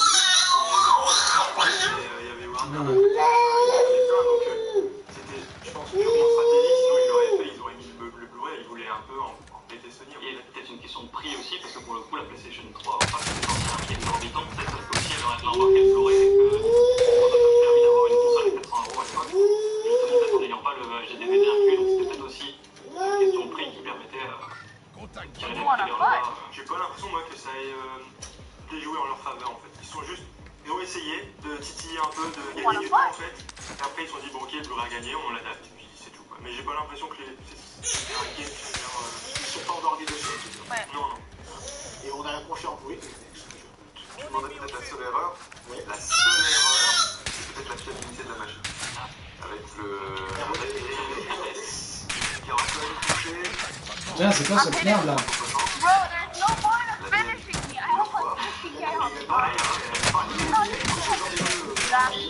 Qui passe un peu de temps sur la console a toujours au moins eu un problème. Alors oui, Mais il y avait une erreur technique qui était reconnue par Microsoft, mais il y a aussi pour la première fois, en tant que joueur, une parfaite mise en place du remplacement de console, la vitesse d'exécution et tout, rien à dire. Surtout qu'ils ont prolongé la garantie de 3 ans, ça leur a coûté 1 milliard. Bon, il n'y a pas beaucoup de boîtes qui peuvent se permettre ça, je pense, mais ça montre bien qu'ils étaient là pour être approchés. Ils ont un problème, on assure, et là, du coup, tu te dis, ok, bah, parfait. Dans mon Red Dead Redemption, j'étais presque à la fin avec mon personnage qui m'est. C'est une oreille. C'est une oreille des zouzous là. Mais c'est vrai que c'était bien, j'avais C'est une oreille des jeux. Oui, et après, qu'est-ce que tu veux faire avec? Oh là, hey. Le chien. Prends le chien. Qu'est-ce que tu veux faire? Dans ton magasin, etc. C'était vraiment Des petites tasses à bruit. Tiens. Il est propre. Ah, les petites tasses. Comment tu fais? Là, on est encore une fois, là, on n'est pas sur démocratisme, là, on est sur l'avènement du jeu en réseau. À côté, PlayStation fait mal figure. Non, franchement, il n'y a pas à dire. Enfin, tout ça, c'est Microsoft qui a inventé ça. Les succès, les lobbies. Moi j'aimais bien les avatars. C'est pas tout le monde, mais moi je trouvais ça cool. Écoute, j'ai pu mettre mon maillot de la jupe en Voilà. avatar. Des petits personnages, comme ça quand tu voyais tes potes. Mais à l'époque, c'était cool. On était en 2006, tu vois. Après, ils ont servi dans Kinect un petit peu. Ouais, bien sûr. Il y a un énorme aussi. Révolution. Doucement. C'était une révolution, j'irais pas jusque-là. On va dire que c'était une belle innovation, c'est une belle tentative, mais pour que ce soit une révolution, il faut que Va. Ça n'a pas duré, mais pour les qui a marché très vite, c'est vendu vraiment super bien. Ah ouais, ça y est, Animals. Il y a des années qui ah ouais, c'est trop mignon et tout. Alors on rappelle ce que c'est Kinect, il y a des gens qui ne savent peut-être pas. Et bah, à mon sens, alors Kinect c'est une caméra, ses mouvements, etc. On est en pleine époque de la Wii où il faut trouver des gimmicks pour jouer aux jeux vidéo, etc. Là on n'a pas de manette à rien, tu fais les mouvements, ça marche globalement bien. Quand ça marche, bah, c'est un très beau succès commercial, je suis d'accord. Et à mon avis, ça a été le piège de Xbox pour la suite. Parce que je pense que c'est un moment où les têtes de Microsoft Corp ont commencé à faire. Et ça cartonne, les gamins là. Tu le putain. On laissé jusqu'à présent entre gamers à s'amuser, ça fait des dollars. Bon là, Kinect c'est grand public, on est dans toutes les émissions de télé américaines et machin pour faire la gym et compagnie. On va poser sur la suite. Oui, c'est pour ça que c'est pour moi un peu galvaudé de parler de révolution en façon. Mais c'était une très belle innovation, une très belle tentative. Voilà. C'est un beau succès. Ah non, j'ai Et un beau succès. plus d'1 million, je crois, de Pour un accessoire, je crois que c'est l'un des accessoires les plus vendus de l'histoire. Et c'était 150 €. C'était pas. Non, c'était pas donné. Après, il y a un point que je veux aborder sur la 360 qui fait débat parce que c'est quelque chose d'illégal, mais c'est le piratage. Est-ce que le piratage a contribué, parce qu'on sait que c'était une console qui était facilement piratable, la Xbox 360. Est-ce que pour vous, ça a participé, contribué à son succès d'un certain sens? Je sais pas, je pense pas, parce que pas plus d'une autre, j'ai envie de dire. Elle était plus facilement, oui, pour ça, dans ce sens-là, où il y a des gens qui expliquent que la possibilité de pouvoir la pirater, ça a donné plus de champs de possibilités que d'autres consoles. Là où la PS3, par exemple, elle était moins victime du piratage parce qu'elle était directe. En même temps, elle était tellement difficile à développer. Ça a été le cas pour certaines consoles quand même dans l'histoire. La PlayStation était ultra piratée et bon, elle a eu un très beau succès. C'est la DS, je crois qu'elle était pire que le piratage. C'est-à-dire que, histoire vraie, dans des CE d'entreprise, les gens, pour cadeau de Noël de famille, filaient une carte. Exactement, donc c'est un truc de fou. Bref, et la 360 aussi. Alors après, il n'y a pas de données chiffrées qui permettent de quantifier de manière réelle l'impact. Ça doit pas être si négligeable que ça. Ça doit être un pourcentage. Moi, je me suis toujours demandé, posé la question, est-ce que dans mon secteur, on a cette... Est-ce qu'on laisse faire les choses? Est-ce que c'est des dommages collatéraux qu'on peut gérer ou faire poser là-dessus, on bloque au maximum? Toutes les mises à jour, ils peuvent aujourd'hui toute façon Bien sûr. gérer ça. Bah, déjà, Si on veut jouer, après, si on veut jouer en ligne, on augmente un mise à jour, donc ça fait sauter du piratage, et puis si on fait une croix sur le jeu en ligne, dans ce cas-là. Mais le piratage, c'est quelque chose qui a un peu. Calme, Coco. Il est où ton petit œuf? Il y a des offres qui permettent de pirater, de faire chier à télécharger les jeux, machin. Et c'est pour ça que j'amène cette question-là, parce qu'après on va passer à Vas-y, prends-le. on passe à d'autres innovations technologiques et techniques qui font que finalement on peut se passer du piratage. On doit pas pirater, de toute manière c'est quelque chose d'illégal, je tiens à le rappeler. Je veux dire que les gens qui seraient amenés à essayer ou à penser, eh bien ils ont des alternatives légales par la suite. Moi j'ai toujours pensé, moi, je suis complètement contre le piratage évidemment, mais il faut aussi que les offres soient à la hauteur. Comme pour les cinémas, comme aujourd'hui, En musique, en cinéma et en jeu vidéo, l'intérêt de pirate, de galérer à trouver des codes, des machins sur des sites bizarres qui vont mettre des virus dans ton truc, à graver des damnés de ouf, alors que pour maintenant un prix tout à fait accessible, t'as des torts de films, des torts de musique, etc. Donc en fait, le piratage, je trouve, c'est par les offres légales de qualité qu'il a été rendu complètement. Allons-y. Est-ce que c'est une succession dure à assumer ou pas?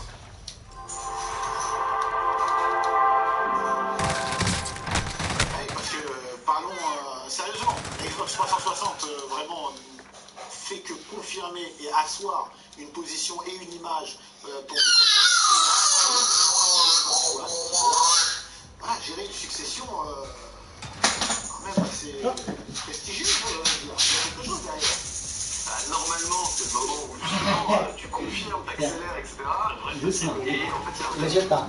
probablement rouge, la gamme Tipeee. Et là, Microsoft se prend un peu les pieds dedans. Mais non. Tout à l'heure, je pense que le succès sur la fin de vie de Kinect a fait partir un peu Microsoft dans une vision très multimédia. Et le jeu vidéo était, je dirais pas mis de côté, parce que c'est pas le cas, mais avec un peu de historique, c'est la première prise de parole quand même.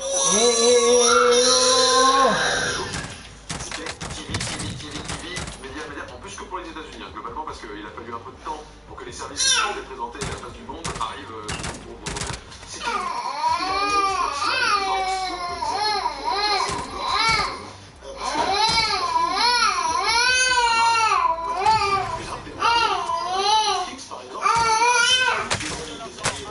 Tiens, tais-toi. récemment dans notre histoire. Donc, c'était ça la volonté de Microsoft à la base. Ça part d'un bon postulat. Ça part d'un bon postulat, Bonnes intentions. mais C'est pas de l'élection des événements, quoi. C'est pas une console de jeux vidéo, en fait, c'est pas une console de jeux vidéo qui part. Et puis, surtout, du coup, ils ont intégré Kinect de base dans la console au lancement. Et gros serveur parce que. Je vais tout tourner aussi. Et le prix, il y avait un ou deux jeux, et ça faisait monter le Tu prix. veux descendre un peu? Et ils ont dit longtemps. On va. Tiens, attends, je Le termine juste Kinect, ça et c'est après c'est dans l'offre, les développeurs vont l'utiliser, etc. Et au final, ils ont bien dû s'en séparer au bout de quelques mois. Donc c'était Ne jette pas. une épine dans leur pied. Non. Kinect, en plus de la com qui Je le garde avec toi. qui est devant les mois de lancement. Ne jette pas. Les bêtises. La concurrence pour une console qui est en plus un peu moins puissante, pour le coup, C'est pas bien. Tu pleures pas. Quand on est joueur Xbox et qu'on a l'habitude d'avoir toujours eu la console la plus puissante, avant-gardiste en termes de fonctionnalité, etc., arriver avec une console 100 € plus chère, devoir acheter une console 100 € plus chère et en plus savoir qu'elle est moins puissante. Non, pleure pas. C'est pas le moment. 2 minutes On là. va pas forcément utiliser. On est un joueur gamer qui disait aussi, c'est un truc plutôt connecté, la console est plutôt connectée. Et après on le met en bas.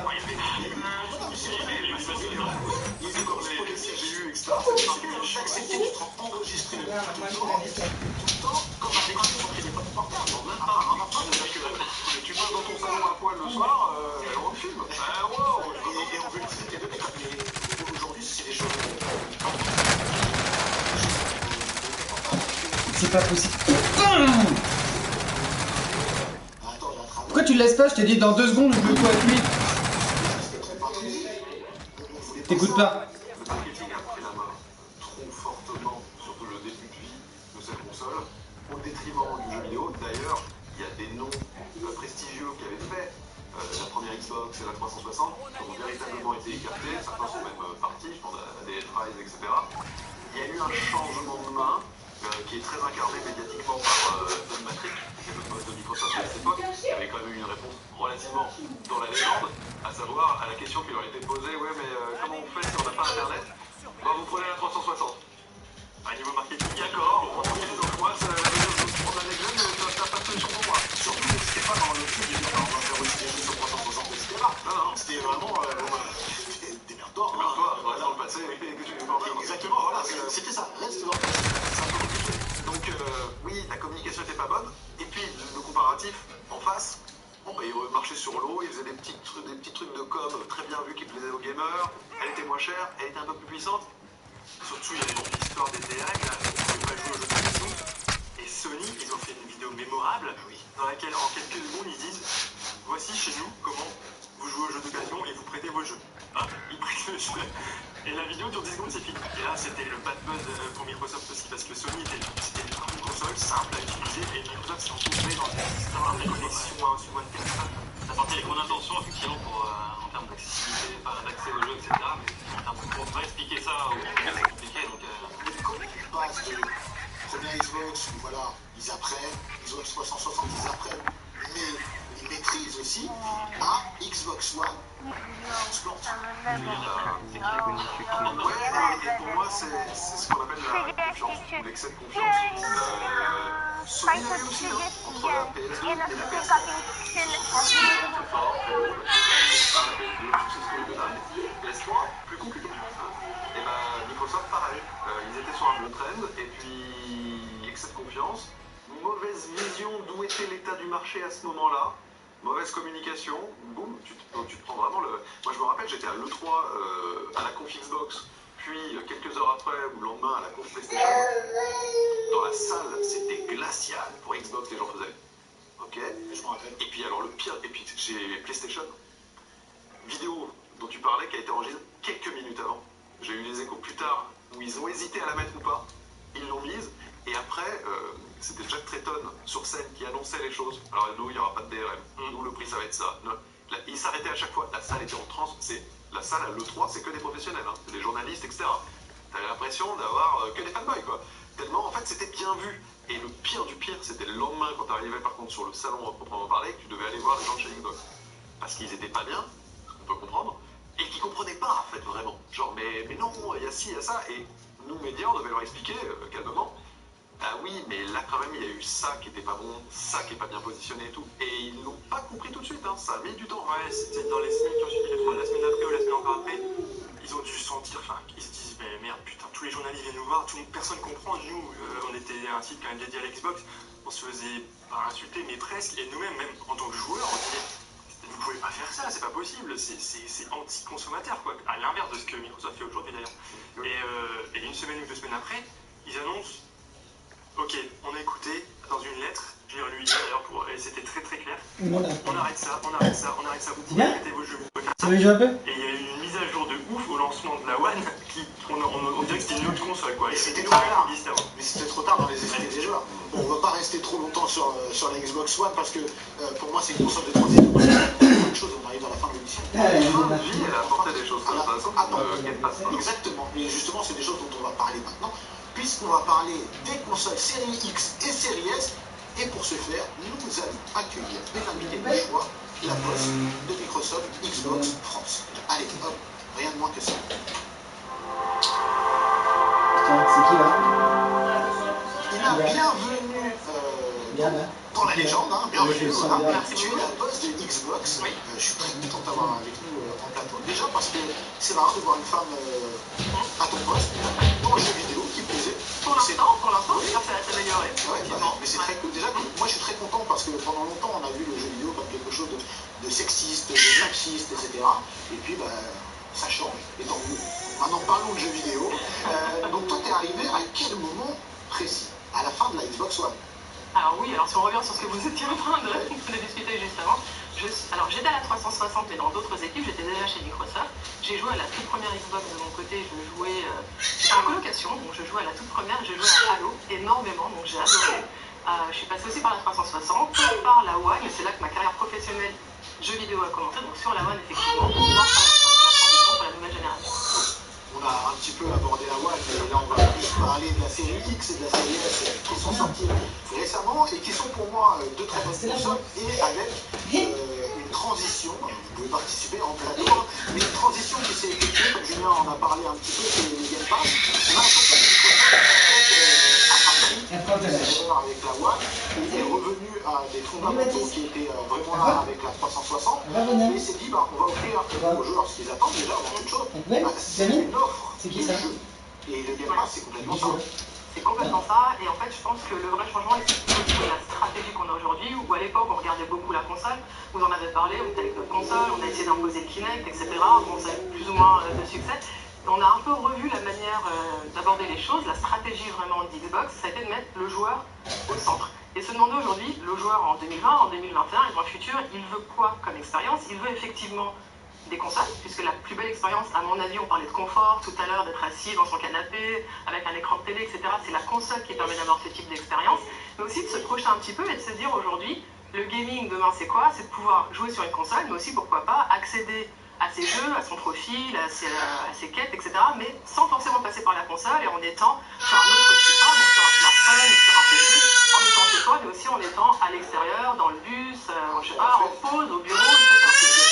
Le Game Pass, c'est un catalogue de jeux que on souscrit à un abonnement et on peut accéder à ces jeux, comme tu le disais, selon notre abonnement, sur notre console, mais également sur notre ordinateur ou sur notre smartphone. Absolument. Vraiment, et on peut reprendre notre partie. On recommence au même endroit. Là, on s'est arrêté, on reprend la partie au même endroit, et donc ça, c'est grâce au Game Pass Ultimate, parce qu'on a plusieurs offres. Et je pense que c'est ça le gros changement qu'on voit s'opérer aujourd'hui chez Microsoft, c'est au lieu d'être focalisé sur les consoles qui sont magnifiques. D'ailleurs, on pourrait reparler aussi du fait qu'on arrive avec deux consoles dès le départ, mais c'est de remettre le joueur au milieu et de se dire, bah, il veut quoi le joueur aujourd'hui? Il veut raisonner par son profil utilisateur, je dirais, pouvoir accéder à son expérience via son profil, et ensuite se poser la question de savoir s'il est sur sa console, sur son smartphone, sur son ordinateur, qu'il soit chez lui ou autre part, avec des amis quelque part d'autre. Et c'est ça qui aujourd'hui vraiment dirige les choix de Microsoft et donc Xbox. Est-ce qu'on peut dire aujourd'hui que Xbox a une stratégie de service en plus de console? Oui, et je pense que c'est aussi dans la tendance de ce qu'on voit dans d'autres industries. Le service aujourd'hui, on l'a vu sur la musique, on l'a vu sur la VOD.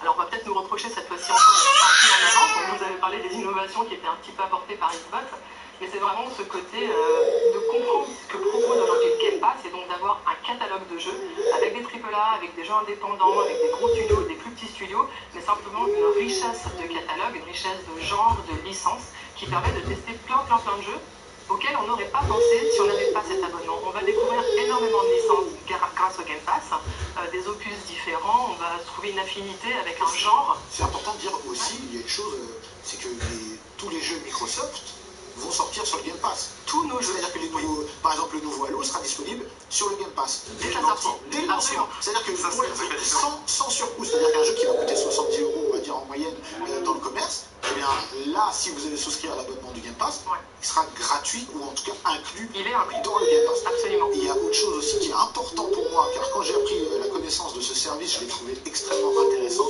c'est le All Access. Aujourd'hui, il faut dire une chose, c'est que des consoles, ça coûte cher. Là, il y a deux consoles différentes, donc la série X à 499 et la série S à 299, qui proposent des choses différentes, donc une qui est 4K et avec un 8K. C'est qui? Schématisé. Et le All Access permet d'avoir une console l'une ou l'autre.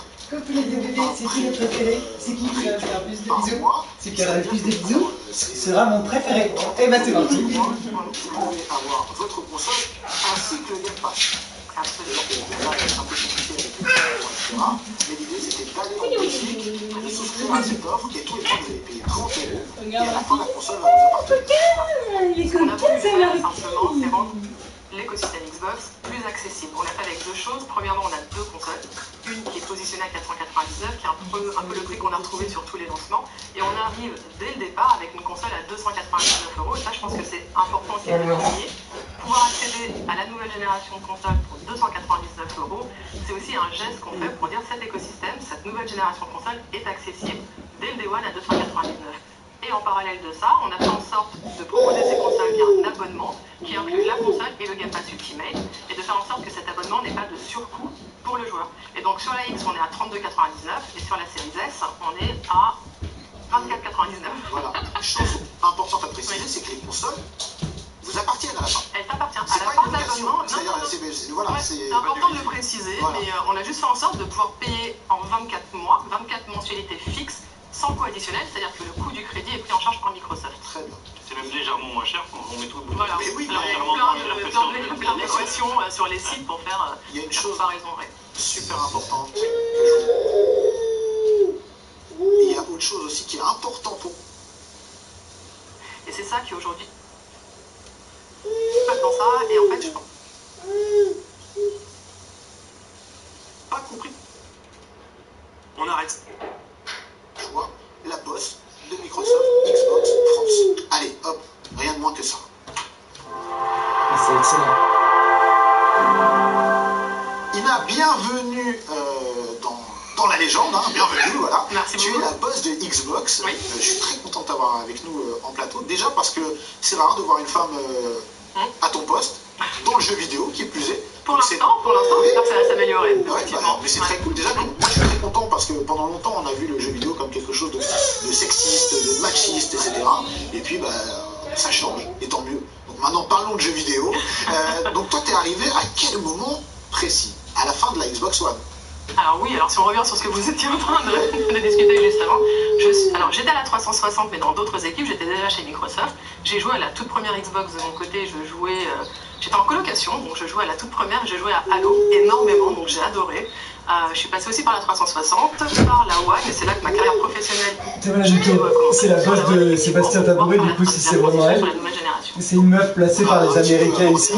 Elle fait genre ouais, pendant mes études en coloc, j'ai joué à Halo avec et qui sont pour moi de très bonnes consoles et avec une transition, vous pouvez participer en plateau, hein, mais une transition qui s'est effectuée, comme Julien en a parlé un petit peu. Ça soit ça, mais dans la vie. On a l'impression que Microsoft, en fait, a appris entre les deux de ses erreurs avec la One et est revenu à des fondamentaux qui étaient vraiment là avec la 360 et s'est dit, bah, on va offrir aux joueurs ce qu'ils attendent déjà avant toute chose, bah, c'est une offre de jeu.